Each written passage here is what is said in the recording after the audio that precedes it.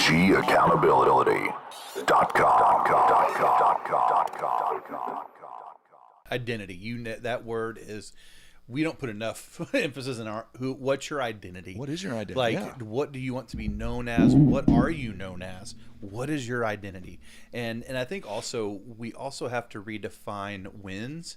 The win isn't when you finally kick your feet up and put your feet on the desk as the CEO.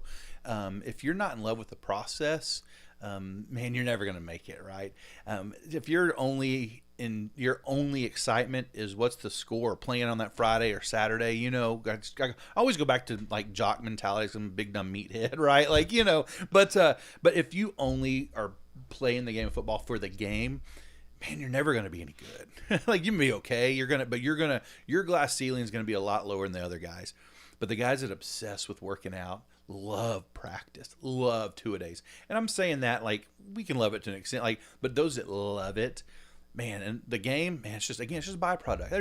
They're Mr. Miyagi, right? That's back to it, right? Like, they're just putting into motion what they've been doing and what they've obsessed over. They love the daytime, but they also know when to shut it off, right? Yeah. They know when to go. And yes, what about the Tom Brady's who breathed it and lived it? Sure.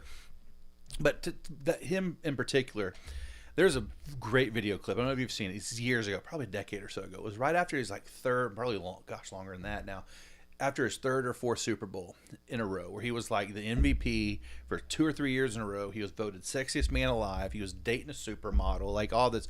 And it was like a 2020. You got to find the clip. And they said, "What's next, Tom?" And he goes, "I don't know, but there has to be something more." Why do I have 3 Super Bowl rings and still think there's something greater out there for me?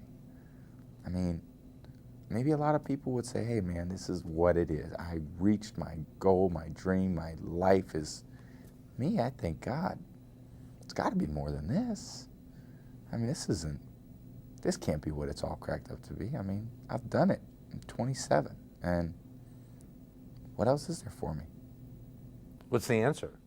I wish I knew. I mean,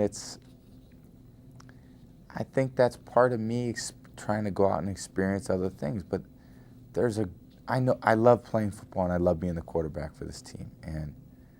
But at the same time, I think there's a lot of other parts about me that I'm trying to find, and different ways of expression, being around. I know what ultimately makes me happy are family and friends, and positive relationships with great people.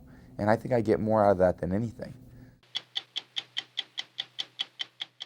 20-something, I mean, how do you get more of a peak than where he was at, right, at that point in life? And it went on to win more and yada, yada.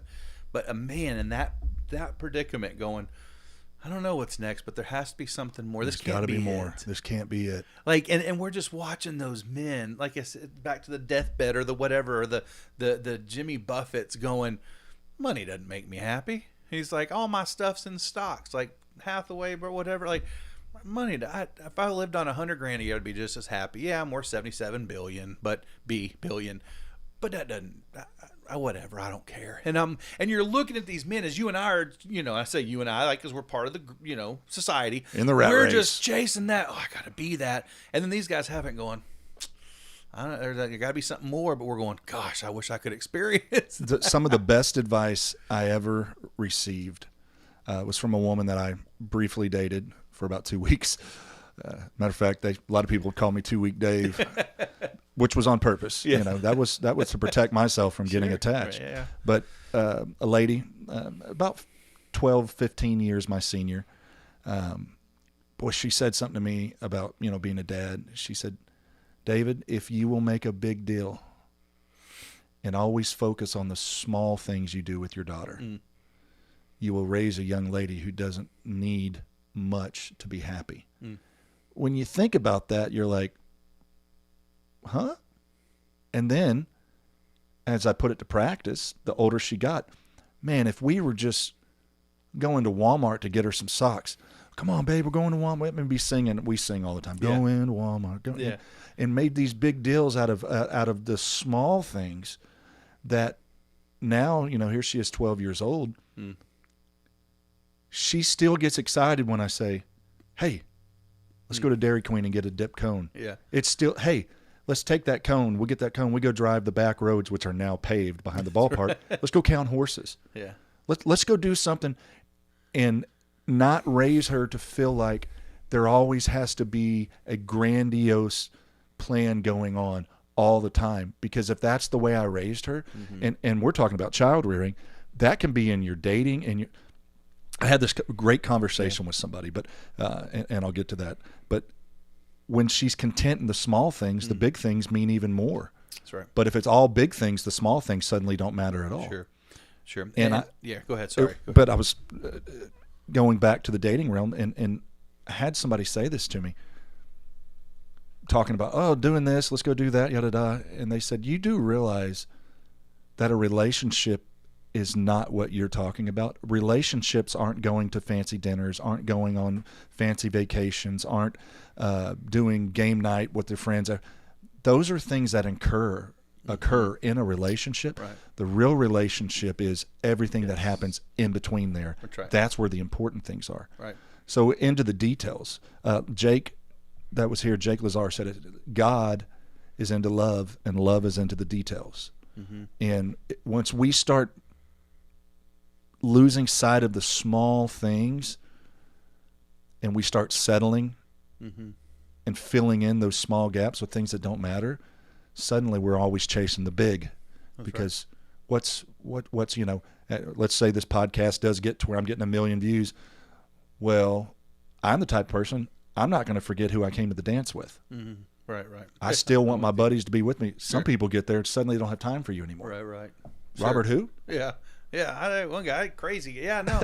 Well, and to commend you on this and encourage you in this, man, the reason your daughter loves to go get a dip cone and count horses is because you're with her, right? Yeah. And you built that as a dad, right? I mean, I haven't watched you raise your daughter in the last 12 years, but just by what you're saying, I can tell you the type of dad you were and are, is because the fact she loves to do that. If she didn't like you and love you and you weren't there for her, she wouldn't give two craps about a dip cone and a horse.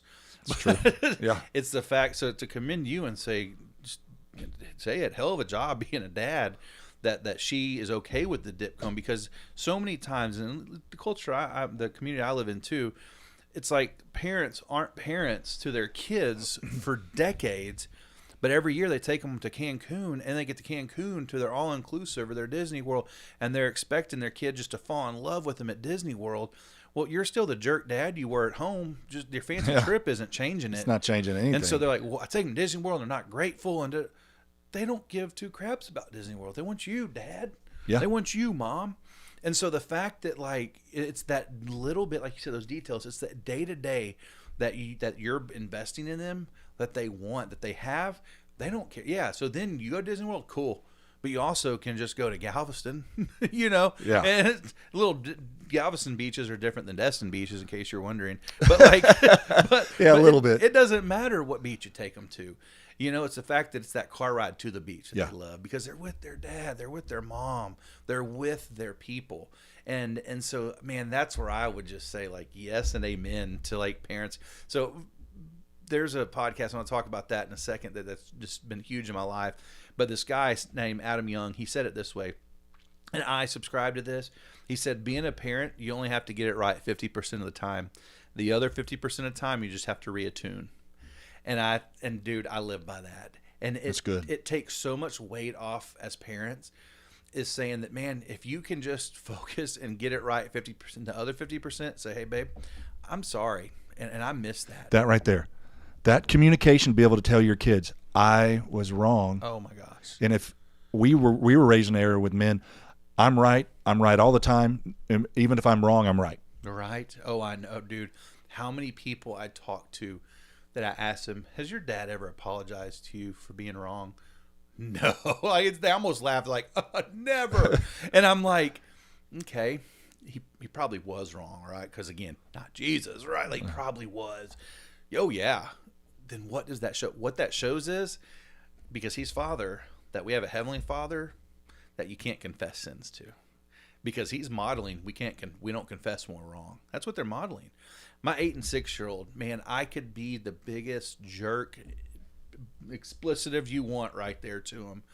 But if I hit a knee, which takes a little bit of time, right? But if I get down level and go, hey, babe, I'm sorry for yelling at you earlier. And I don't say, hey, you screwed up, and I'm sorry I yelled, but you screwed up, right? I don't sandwich that. That's not an apology. You didn't hear that. Yeah. But I said, baby, I yelled. And I'm not going to say why I yelled. I may come back to it later because that's good parenting to address the issue.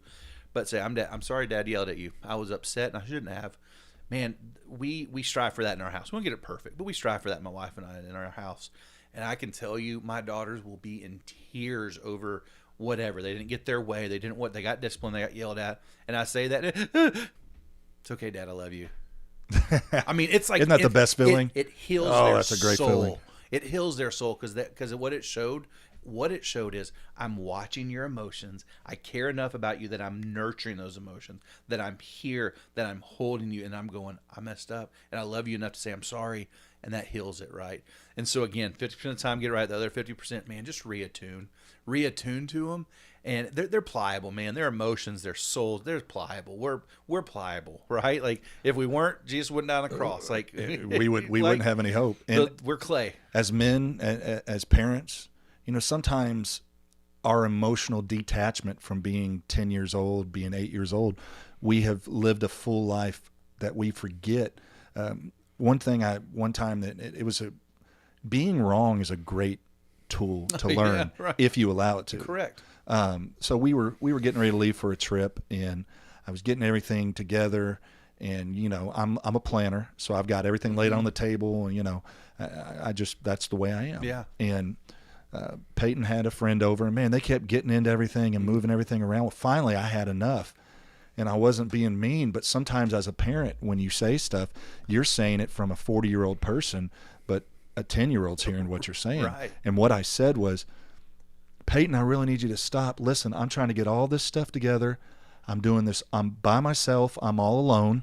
Okay? Right. And I've got to make sure there's nobody following up behind me. I got to make sure everything's done. Boy, the look on her face. So the next day, took her friend home. On the car ride back, I can tell something's off. I can just tell, just the way she's kind of staring out the window. So I said, "Hey, babe, what's on your mind?" When I just saw a tear go down her cheek, I'm like, "Okay."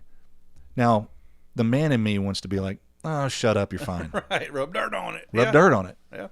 But the dad in me, the love in me said, "What's wrong, baby?" Mm-hmm. And she stopped and she looked at me, because we're real big at looking at each other when we talk. Yeah.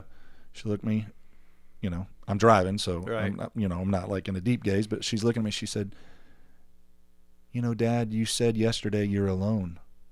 And then she started crying harder, and she goes, "But you have me." Oh, brother, yeah.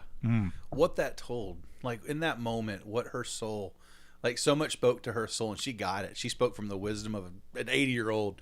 Yeah. Going, you just said you don't have me, right? You didn't intend it. You didn't. But in that moment, for you to reattune to her and go, Yeah. "Baby, I didn't even think it. You're right." Mm-hmm.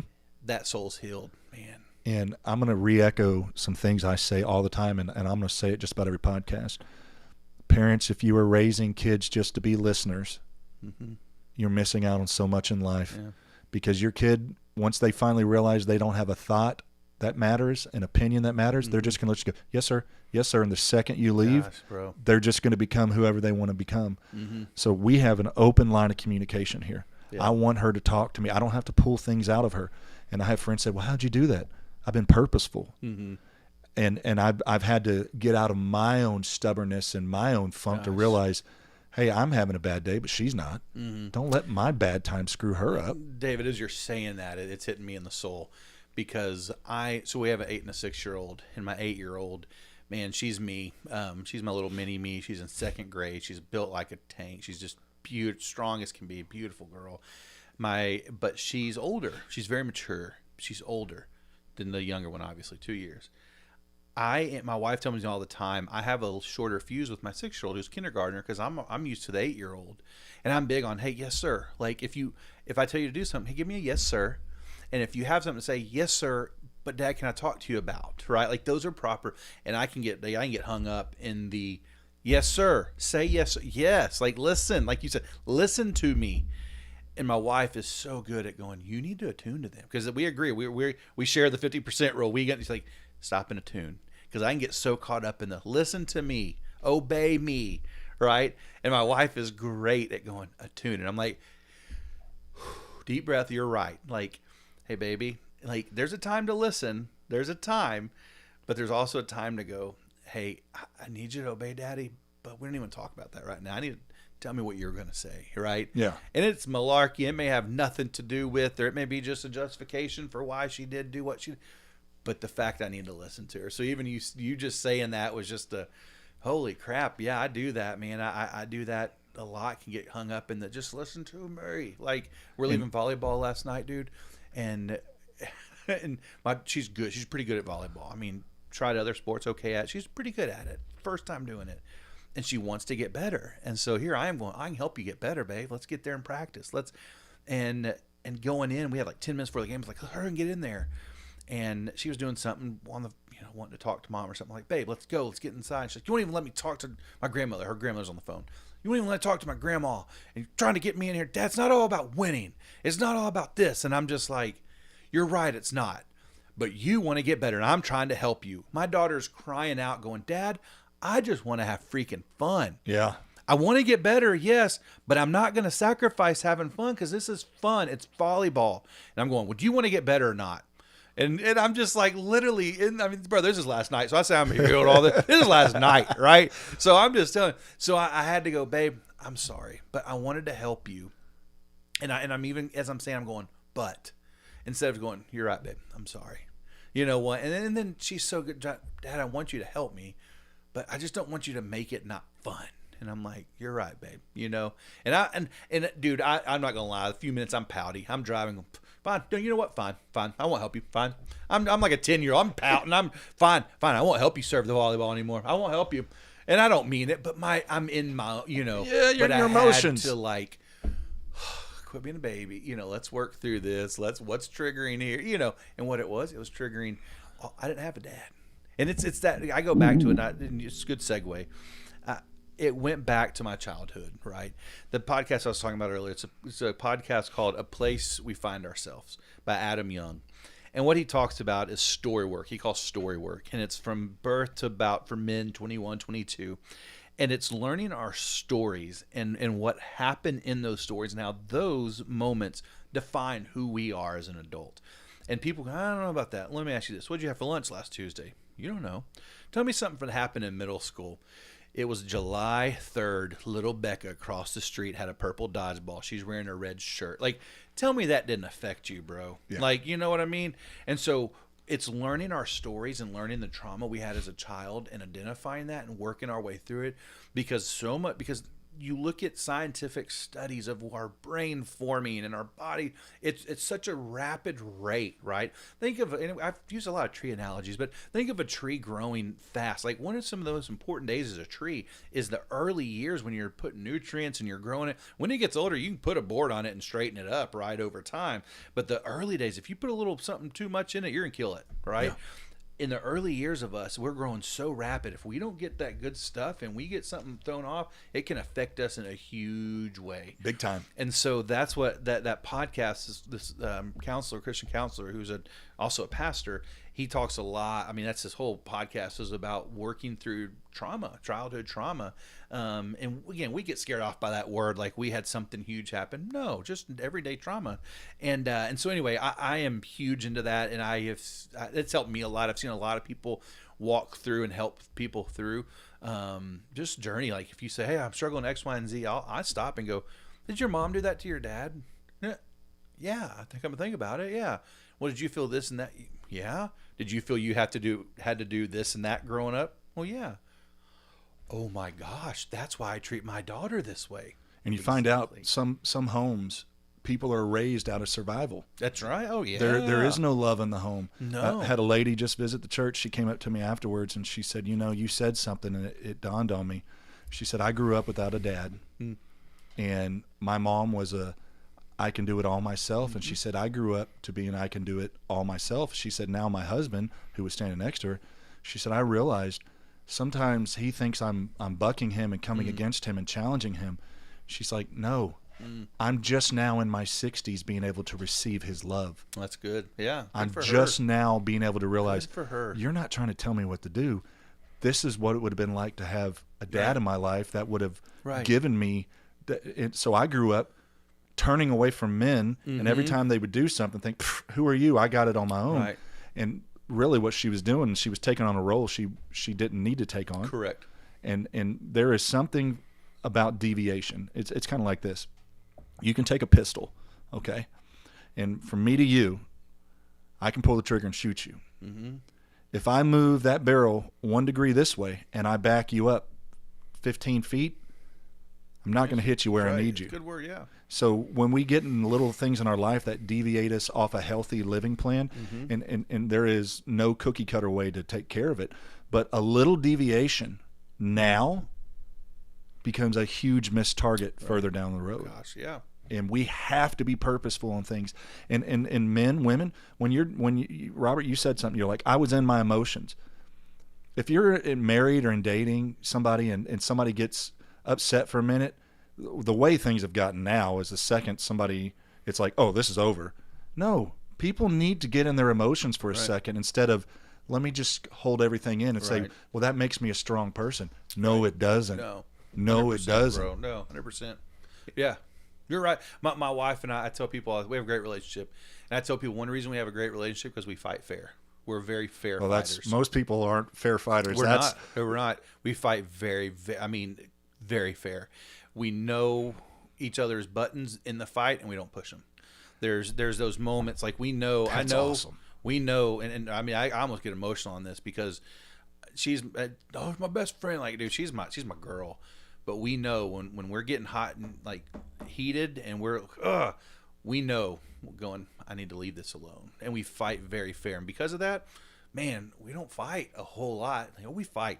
We're married. We're married. We Fighting's fight. healthy. It is, and we fight fair. We know when we're like, are we putting gloves on? Healthy We're about- fighting's yes, healthy. Yes, we know that. Hey, put your gloves on because we're about to do this. I'm not going to sucker punch her, and she's not going to sucker punch me. If we're going to fight, we're going to put our gloves on, and we're going to have boundaries, and we're going to fight, and we're going to touch. We're going to hold hands. We're going to do it fair. And when we're done, we're going to be done with it. When we go to bed, we're going to be done with. Oh, don't go to bed in your anger. Like, dude, sometimes you need to. Sometimes you need to because Sometimes you're you gonna gotta- yes, you're like- gonna create a Right, and we're gonna talk about this in the morning. I joke, she's more of the she was like I said, raised by a military dad. And, she's more of the I'm more of the woman in the relationship. I'm like, we need to talk about this. She's like, let's just go to bed and forget about it. I'm like, so she's more. But I like, wanna We talk." need to talk about our emotions. Yeah, come on, And baby. But no, it is though. Sometimes we just got to go to bed and we'll talk about the next day. But no, we fight fair, and I think that's one of the keys to our being so healthy because we laugh about more than we do not. And I know when I can poke and when I know when I don't need to poke. And she's the same way. that's And that's so, that's amazing. Y'all have that. yeah. It took years. I mean, we're 14 years into it now.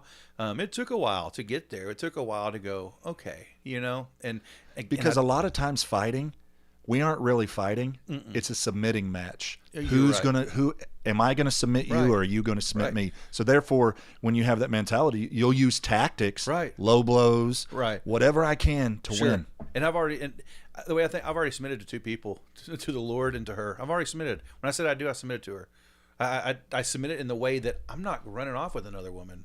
I've submitted to say I'm only going to be with you, right? In submitting meaning I tapped out. I said I'm not going to let that flesh run that way. So that other beautiful woman walks by, that one girl's chirping on, I have submitted that flesh, made it tap out to say I'm not running after her. I've submitted to my wife on that, and all that's second to submitting to the Lord. So I've already I've lost in the good way, like I've died. Put it that way, like the Gospels. I've died to myself already. So I don't need to. I'm not trying to defeat the fight. I've already died. He's already won.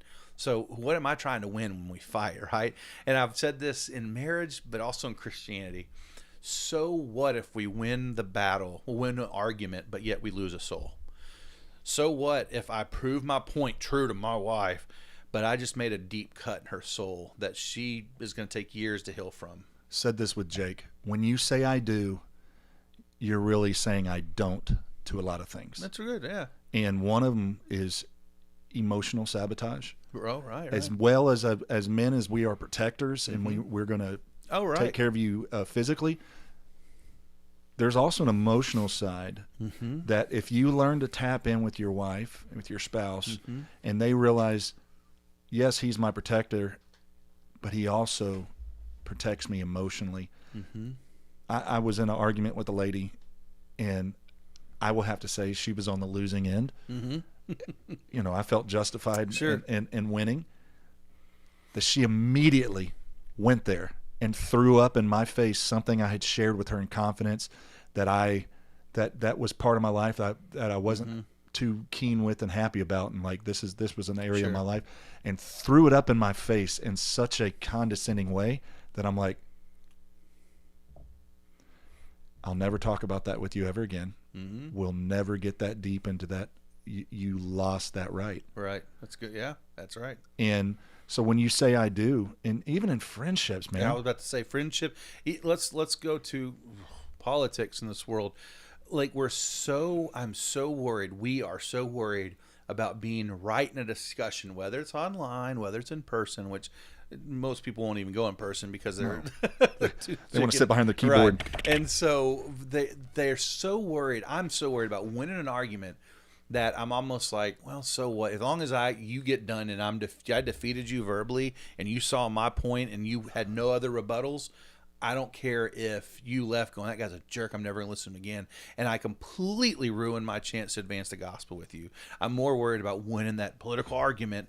And man, I've said this and I stand by this. I think we have lost all of our ability in this country, and we'll just go country, to sit across and have one of these conversations with somebody we radically disagree with. We've lost the ability to do that because I say this. I'm okay to sit down with somebody across the table that may be trans, whatever, take our guns and be radically polar opposites. You'll know I radically disagree with you. You'll know my stance, but you're also going to know that I love you and I respect your opinion as a person. I may not respect how you're doing it. And you're going to know how to disagree with you. Yeah. But I can have a conversation with you, right? And there's so many people that get so angry, like, well, you're trying to do that. Bro, yes, they are. And I'm going to stand for my rights. Yeah. But I'm going to respect you as a person. Yeah, I'm not going to sit here and Right. And mutual respect goes a long ways. Right. Yes. And I will have a conversation with anybody if it's intelligent and Yes. there's mutual respect. But And that's how we're going to move the ball down the road. Yeah. Our government's lost the ability. You rewind 20 years ago, did they disagree? Absolutely. But they also used to get in a room and go, we got to figure something out. We're Yeah. not leaving until we do. And they would. And we were better for it. Now, oh gosh, we all know what it is now. It's just your way or my way, or whoever gets it's going to, this group's going to get in. They're going to change it to this. And no, we're never going to win because it's, well, we get one more vote than you, and then we're going to flip it, and it's going to be held up, and we're just standing here going, who's going to be right for longer? It's gotten ridiculous. It's gotten ridiculous. Instead of going, okay, we radically disagree, lock that door, and we're gonna till we come to a conclusion, and we're not leaving it. And so, again, if we're going to move, whether it's spiritually, politically, marriage, whatever it is, relationally, if we want to truly make an advance and move the ball down the field a little bit, man, we've got to be able to have conversations. We've got to be able to have those a little bit. You have to, or it just becomes yelling points. Right. There was I can't remember the guy's name. It'll probably come to me, but he's a pastor, but he would post videos all the time like, listen to me destroy this atheist and all this stuff. And I'm like, why you want to destroy people? Right. You know what it was? Clickbait. It's, Sure. It's the narrative that people will, you can put a guy preaching the gospel on a video and a guy preaching the gospel on and have the right saying, and it's That's like, right. oh well, it's got to be this one.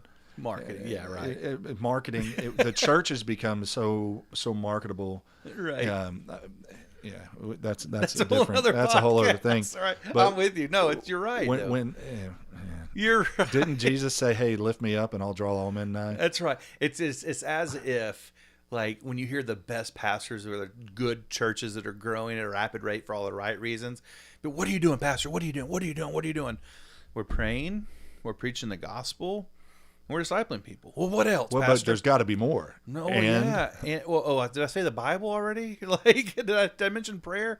Like, that was at a church in Atascocita before I moved down to Friendswood at Northeast Houston Baptist with Nathan Leno. Nathan Leno, yeah. Yeah, and man, just got to sit under him for a while. Nathan and, Leno. Man, and again, he was just a great pastor. And after I had gone down to the harbor where I was a pastor at, there was a season where they read a book, Fresh Wind, Fresh Fire, by what is his name? He had Brooklyn Tabernacle. He's the pastor there.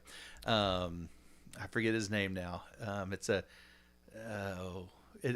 like Shadrach Meshach. It's a super biblical name. I'm drawing a blank. Anyway, they read that book and they said, we don't pray enough. Because that's the story of Brooklyn Tabernacle. They said, where they're at, we're going to start praying that God would move. And he brought a fresh wind and fresh fire among that church, and it became what it is now, the Brooklyn Tabernacle. And so it just spurred Nathan on, said, we're going to start praying. And that church was starting to meet every Tuesday night for an hour. It started with 10 people, got to 100. Well, Northeast Houston, they got up to hundreds coming for an hour, and it would start. And I remember when I was there on Wednesday nights, they would start praying, and it was like, we're going to pray for 10 minutes, and it went to 45. It's a muscle you build, right? Prayer is a muscle you build, Oh, yeah. right? And it showed that because by the end of the semester, we were praying for an hour. The whole hour was like, let's get going. And you get done, you're like, oh, it's time to leave, right? Because you built that muscle. Well, man, that church, like they started seeing people, I mean, literally the stories of like people pulling in the parking lot going, I don't know why I'm here. I was just, something had me pull in here, but I'm broken.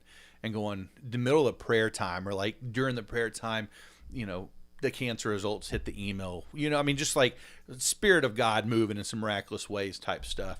And he started come to our church and teach us. And he'd show up and he'd be like, we pray, we're disciplined, and we pray.